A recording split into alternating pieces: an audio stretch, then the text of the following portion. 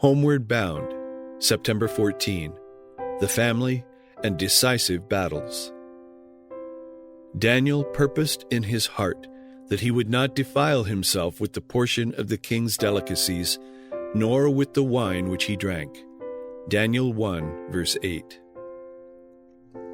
Parents, ask yourselves the solemn question: have we educated our children to yield to paternal authority, and thus trained them to obey God, to love Him, to hold His law as the supreme guide of conduct in life?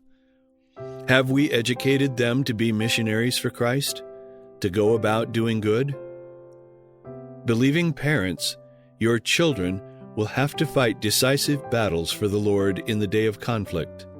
And while they win victories for the Prince of Peace, they may be gaining triumphs for themselves. But if they have not been brought up in the fear of the Lord, if they have no knowledge of Christ, no connection with heaven, they will have no moral power, and they will yield to earthly potentates who have assumed to exalt themselves above the God of heaven in establishing a spurious Sabbath to take the place of the Sabbath of Jehovah. The tender mercies of this power will be displayed in prison cells and dungeons.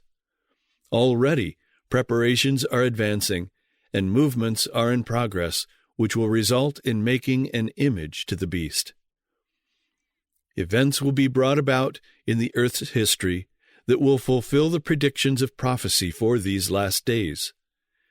Decisions will be called for and made. Backsliders will either return decidedly to their allegiance to God, or they will be enrolled in the ranks of the enemy. Satan will have control of all who finally refuse to be controlled by the law of God. He will inspire parents to war against their children, and children to war against their parents, to betray and deliver those of their own household to enemies. Coming events are casting their shadows upon our pathway. Fathers, mothers, I appeal to you to make most earnest efforts now for your children. Give them daily religious instruction. Teach them to love God and to be true to the principles of right. With lofty, earnest faith, directed by the divine influence of the Holy Spirit, work now.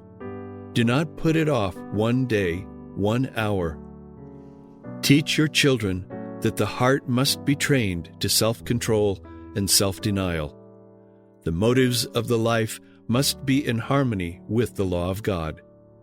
Never be satisfied to have your children grow up apart from Christ.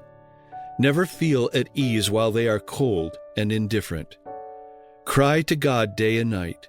Pray and work for the salvation of the souls of your children. Review and Herald, April 23, 1889.